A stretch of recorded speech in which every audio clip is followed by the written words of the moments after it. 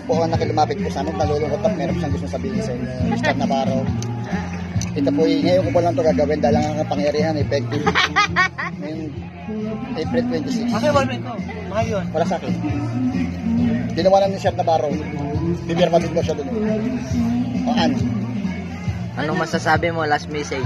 Last message mo, namimiss mo tatay mo? I love you, motherfucker. Oo naman. Ito na yung pagkakataon na. Ha? Para makausap mo tatay mo. Nakasulat yung pangalan, no? Kaya di tayo magaling magkamali. Ito na, Ann. Mr. Navarro. Ito na. Bubulat-latin ko lang yan. Ano, ito na, Ann. Ano? Hello? Mr. Navarro. Namiss po kasi kayo na, anak.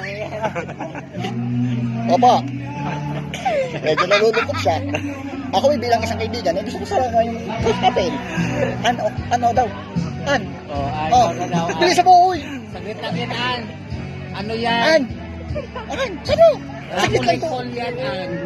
Kulit-kul to, An. Kulikol yan. Bahala ka. Galing heaven. Ang laki ng gastos yun dyan.